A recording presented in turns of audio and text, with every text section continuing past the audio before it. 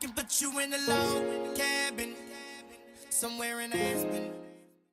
Aujourd'hui, je fais quelque chose ce midi que je fais très souvent et je me suis dit que j'allais partager la recette avec vous parce que en fait, quand je cherchais la recette des maquis, au début, j'ai raté beaucoup de fois mes maquis parce que je trouvais des recettes plus ou moins exactes avec plus ou moins de bons conseils ou même de mauvais conseils. Donc cette recette aujourd'hui, c'est pas seulement pour vous apprendre comment faire des maquis ou vous donner des idées de maquis, c'est surtout pour vous donner tous les conseils pour ne plus jamais rater vos maquis. Par contre, comme je vous ai déjà appris à cuire le riz à sushi dans ma vidéo les sushi burrito que je vous mets en barre d'infos, dans cette vidéo là, je ne vous montre pas cette étape, mais si vous la connaissez pas ou si vous voulez vous la remémorer, elle est dans la vidéo mes sushi burrito. Premièrement, on va poser la feuille de nori ici, mais pas n'importe comment. Comme vous voyez ici c'est mat et ici c'est brillant, donc on va poser le côté brillant sur le tapis. Ensuite on va venir déposer une certaine quantité de riz, donc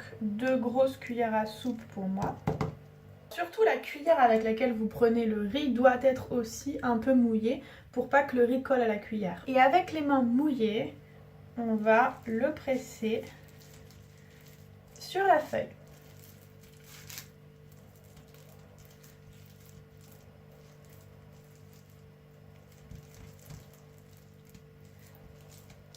Donc comme vous voyez en fait, je l'étale et j'essaye qu'il soit réparti de manière harmonieuse sur cette bande de la feuille.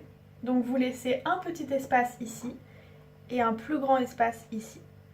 Si besoin, vous rajoutez un peu de riz à certains endroits. Et si ça colle, vous remouillez un peu vos mains. Alors vous pouvez aussi rajouter un peu de graines de sésame. Pressez-les bien dans le riz, toujours avec les mains mouillées, pour pas qu'elles s'échappent du rouleau. Ensuite, vous rincez vos mains et vous humectez avec vos mains mouillées le bord de la feuille en haut et en bas. Alors ne mettez pas trop d'eau surtout. Ensuite, on va pouvoir mettre du concombre et de l'avocat.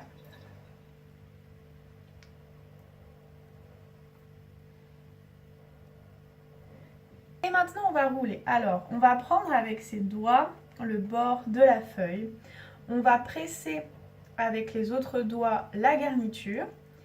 Et on va rouler et essayer de placer le bord de la feuille sur la fin du riz.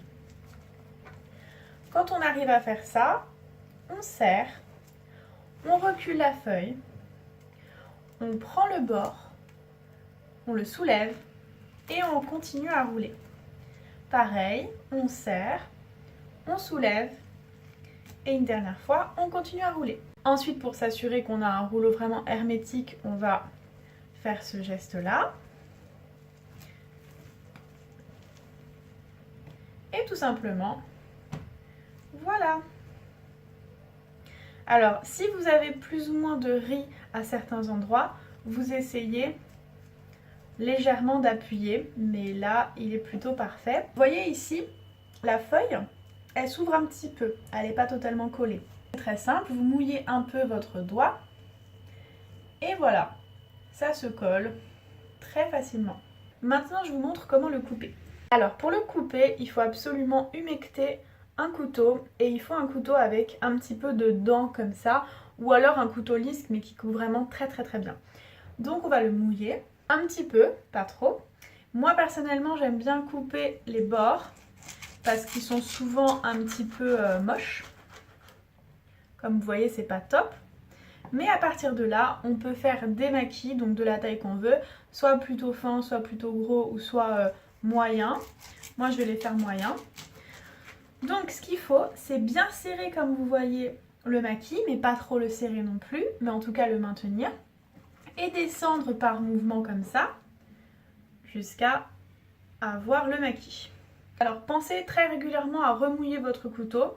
Dès que ça devient difficile comme ici, nettoyez et remouillez légèrement votre couteau, ce sera plus facile. Par contre, cette main-là ne doit pas être mouillée. Vraiment très important, j'insiste, il faut que le couteau soit pas plus mouillé que ça. Dernière petite précision, quand vous coupez votre rouleau de maquis, faites bien attention à ce que la surface soit sèche. Et aussi, il est préférable de mettre l'endroit où les deux feuilles se sont collées et rencontrées en dessous. Comme ça, le poids du maquis appuiera encore une fois pour mieux solidifier les deux parties.